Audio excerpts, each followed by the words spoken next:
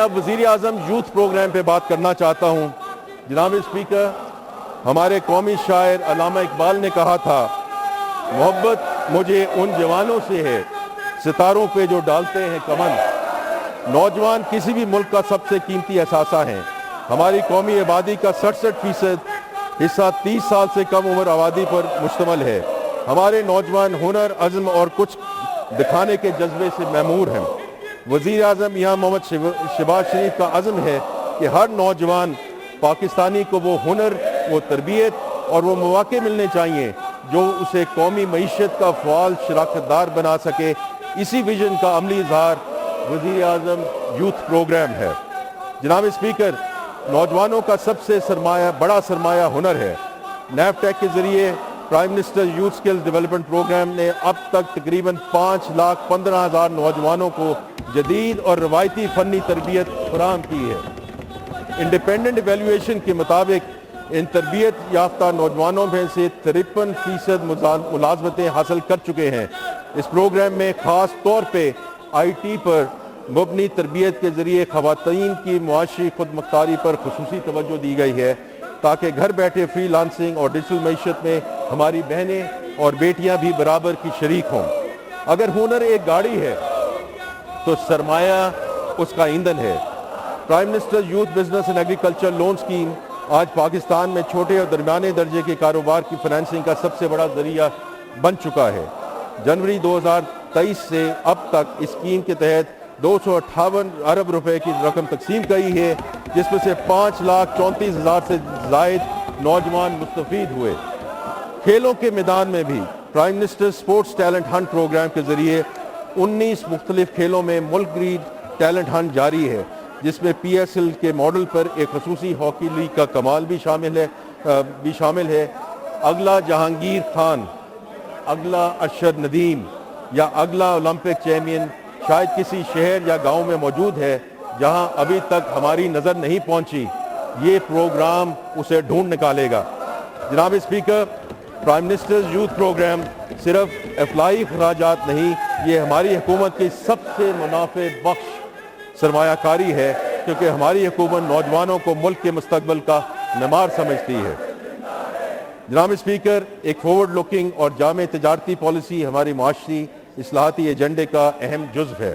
ہمارا بنیادی عزم واضح ہے، پاکستان کو درآمدات پر انحصار کرنے والی معیشت کی بجائے برآمدات کے بل بوتے پر آگے بڑھنے والی معیشت بنانا ہے۔ ہماری معاشی بقا کا راستہ عالمی منڈے میں مقابلہ کرنے کی صلاحیت بڑھانے میں ہے۔ جناب اسپیکر، برآمدات کو فروغ دینے کے لیے حکومت نے کاروبار کی لاگت کم کی۔ ایکسپورٹ انکم پر عائد 0.25% ایکسپورٹ ڈیولپمنٹ سرچارج کو مکمل طور پر ختم کر دیا گیا۔ وزیر اعظم صاحب کی خاص ہدایت پر ایکسپورٹ فائنانس اسکیم کے تحت مارک اپ کی شرح 19% سے کم کر کے 4.5% کر دی گئی۔ ایکسپورٹ فیسیلیٹیشن اسکیم کے تحت سہولت کی مدت 9 ماہ سے بڑھ کر 18 ماہ کر دی گئی تاکہ برآمد کنندگان کو کیش فلو کے مسائل کا سامنا نہ کرنا پڑے۔ اس کے علاوہ صنعتی بجلی کے نرخ بھی کم کیے گئے۔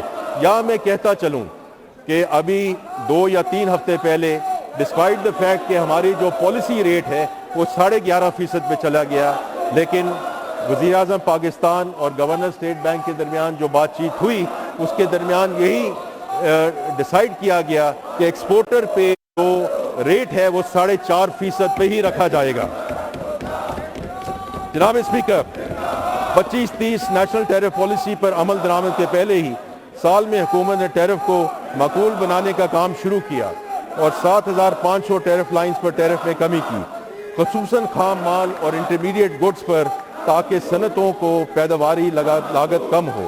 ٹیکسٹائل اور ملبوسات کے مشینری کی ڈیوٹی فری درآمد کی اجازت دی گئی، جس کے نتیجے میں مشینری کی درآمد میں 21% اضافہ ہوا ہے۔ مجموعی طور پر ان اقدامات کے ذریعے 120 ارب روپے سے زائد کا فائدہ کاروباری طبقے کو منتقل ہو چکا ہے۔ جناب اسپیکر، توانائی کسی بھی معیشت کی شہرآگ ہے۔ گزشتہ 1 سال میں خطے میں بحران کے باوجود پاکستان نے توانائی کے شعبے میں کئی محاذوں پر اہم کامیابیاں حاصل کیں۔ گزشتہ 2 برسوں میں حکومت نے توانائی کے شعبے میں ایسی اسٹرکچرل ریفارم شروع کی ہیں جو نہ صرف موجودہ بحران سے نمٹنے کے لیے بلکہ آنے والے ممکنہ بحران کے لیے بھی پاکستان کو تیار کریں گی۔ ہمارا مقصد توانائی کی خود کفالت، صارف کے لیے کم قیمتیں اور ایک ایسا نظام ہے جو ضمانتوں پر کم سے کم انحصار کرے۔ اس سوچ کے تحت میں اس معزز ایوان کے سامنے بجلی، تیل اور گیس کے میدان میں ہمارے اہم اقدامات کا ذکر کرنا چاہوں گا۔ جناب اسپیکر، بجلی کا شعبہ اپنی تاریخ کے سب سے گہری اصلاحاتی دور سے گزر رہا ہے۔ گزشتہ 2 برسوں میں اس شعبے نے مالی نظم و ضبط اور کارکردگی میں بہتری کا مظاہرہ کیا، جس کے نتیجے میں مالی سال 25-26 میں بجٹ میں مختص سبسڈی کے مقابلے میں 143 ارب روپے سے زائد کی بچت حاصل کی گئی۔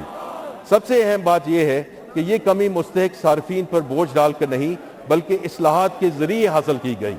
مزید برآں آئی پی پی سے مذاکرات کے نتیجے میں تقریباً 3.7 ٹریلین روپے کی بچت حاصل کرنے کے اقدامات کیے گئے۔ جناب اسپیکر، اس شعبے کی اصلاحات میں سب سے اہم قدم competitive trading by lateral contract market کا عملی آغاز ہے۔ اس کے تحت پہلی کمپیٹیٹو نیلامی منعقد ہونے جا رہی ہے، جس میں تقریباً 800 میگا واٹ بجلی کا کاروبار ایک مسابقتی مارکیٹ پر مبنی فریم ورک کے تحت ہوگا۔ یہ کوئی معمولی پیش رفت نہیں ہے۔ اب تک پاکستان میں بجلی ایک ہی سرکاری خریدار کے ذریعے خریدا جاتی تھی جو سرکاری ضمانتوں کے سہارے معاہدہ کرتا تھا۔ آج ہم اس پرانے، مہنگے اور سرکاری ضمانتوں پر منحصر نظام سے نکل کر ایک مسابقتی مارکیٹ کی طرف بڑھ رہے ہیں۔ یہ پاکستان کی بجلی کی معیشت کی بنیادی تشکیل نو ہے۔ جناب اسپیکر، موجودہ مالی سال میں ایک ملک گیر مشق کے ذریعے ہم تمام سبسڈائز صارفین کی شناخت، رجسٹریشن اور تصدیق کریں گے تاکہ جنوری 2027 سے پاکستان میں ڈائریکٹ سبسڈی میکنزم کا آغاز کیا جا سکے، یعنی سبسڈی وہاں پہنچے گی جہاں اس کی اصل ضرورت ہے۔ یہ وہی منصفانہ ماڈل ہے جو ہم نے BISP کے ذریعے اپنایا۔ جناب اسپیکر، اس اصلاحاتی ایجنڈے کا ایک اور اہم ستون سرکولر ڈیٹ پر قابو پانا ہے۔ مجھے اس ایوان کو بتاتے ہوئے اطمینان ہے کہ موجودہ مالی سال میں بجلی کے شعبے میں سرکولر ڈیٹ کی نیٹ زیرو ایکیومولیشن حاصل کی گئی، یعنی اس سال اس بوجھ میں کوئی اضافہ نہیں ہوا، جبکہ سرکولر ڈیٹ کے سٹاک میں 1225 ارب روپے کی لون سیٹلمنٹ پہ پیش رفت ہوئی۔ ساتھ ہی NTDC کی اسٹرکچرل ریفارمز بھی جاری ہیں، جن کے تحت ترسیل، سسٹم آپریشن اور مارکیٹ آپریشن کے فنکشنز کو الگ الگ کیا جا رہا ہے۔ جناب اسپیکر، LNG کے حوالے سے ایک اہم پیش رفت کا ذکر کروں گا۔ پاکستان نے ایک جامع ریسرچ کے بعد قطر اور اٹلی کے ساتھ اپنی طویل مدتی سیل اینڈ پرچیز ایگریمنٹ سے دوبارہ بات چیت کی اور سال 2026 کے لیے 35 LNG کارگوز کی کمی پر اتفاق کیا۔ اس ایک فیصلے کی بدولت ہمیں تقریباً 1.2 ارب امریکی ڈالر زر مبادلہ کی بچت ہوگی۔ یہ اسی کاوش کا نتیجہ ہے کہ گزشتہ 11 مہینوں میں صارفین کے گیس کے بل میں کوئی اضافہ نہیں ہوا۔ جناب اسپیکر، ایران امریکہ جنگ کے پیش نظر ہم نے مقامی گیس کی پیداوار بڑھانے پر بھی توجہ مرکوز کی۔ مارچ 2026 کے بعد ہماری تیل کی تلاش کی کمپنیوں نے قومی نظام میں تقریباً 100 MCC/FD اضافی گیس شامل کی، جس نے بجلی کی پیداوار میں شارٹیج کو نمایاں طور پہ کم کیا۔ ہم نے کھاد کی پیداوار کو ایک لمحے کے لیے بھی رکنے نہیں دیا۔ ملک کے 10 کھاد کارخانوں کو گیس کی مسلسل فراہمی یقینی بنائی گئی۔ اسی طرح LNG پر کام کرنے والے پلانٹس کے لیے بھی گیس مختص کی گئی۔ جناب اسپیکر، حکومت نے تیل اور گیس کے دریافت کے درمیان بھی اہم کامیابی حاصل کی ہیں۔ پاکستان نے 20 سال بعد آف شور لائسنسی کے 24 بلاکس قومی اور بین الاقوامی ENP کمپنی کو الاٹ کیے ہیں۔ یہ پاکستان کی آف شور آئل اینڈ گیس ایکسپلوریشن کی تاریخ کا سنگ میل ہے۔ قابل ذکر بات یہ ہے کہ برادر ملک ترکیہ کی قومی تیل کمپنی TPAO نے پاکستانی کمپنیوں کے ساتھ شراکت داری کے ذریعے ہمارے آف شور سیکٹر میں قدم رکھا ہے۔